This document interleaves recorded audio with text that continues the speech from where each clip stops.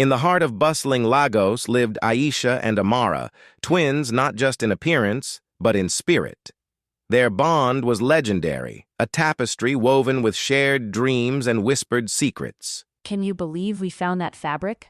Mama will be so pleased. Only because I insisted we check that last stall, my dear sister. My fashion sense is unparalleled. Fate, however, had a mischievous plan. It began with Tunda, a man whose charm was as undeniable as the Lagos sun. That piece, it speaks to you, doesn't it? I noticed the way your eyes lingered. It does. It reminds me of the chaotic beauty of our city. Each brushstroke, a story. Aisha said, a connection sparking between them.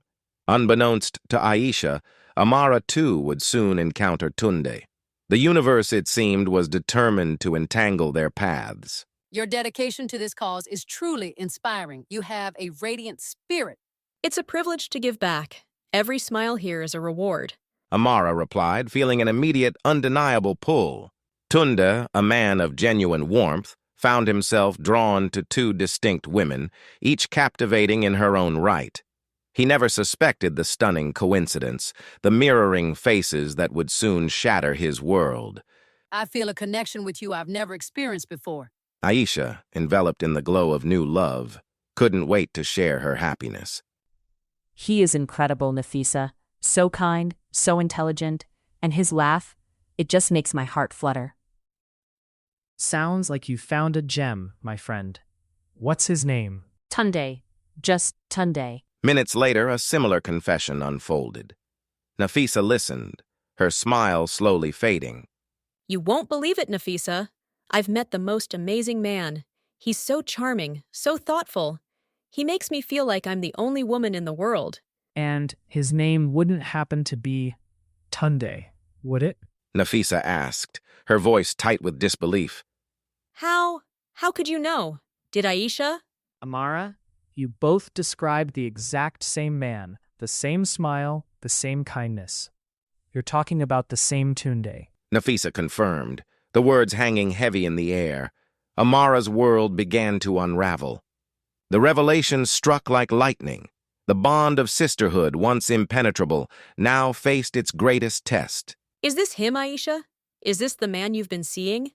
Yes, but what are you doing with his picture? How do you know him? Because he is my Tunde, Aisha, the man I fell in love with. The sisters' argument quickly spiraled, their voices echoing through the house. Their parents entered, finding a scene of heartbreak and confusion. He chose me first.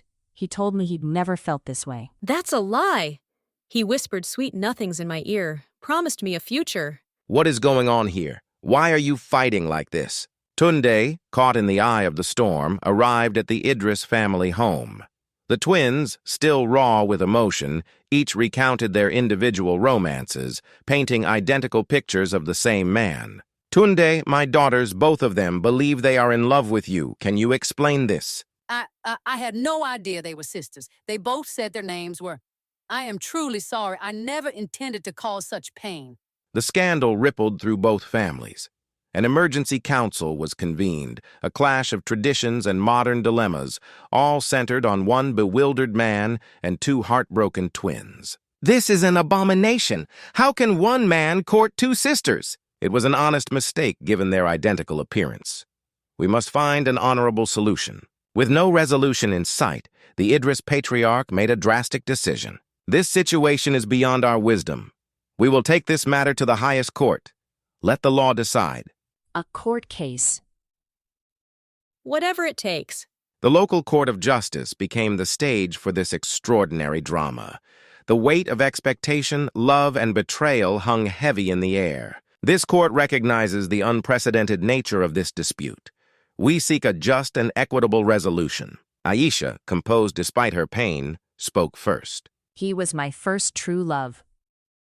Every moment with him felt like destiny. I cannot imagine a life without him. Amara followed, her voice trembling with emotion, recounting her own tender experiences. He saw me, truly saw me. And to have that stolen, not just by another, but by my own twin.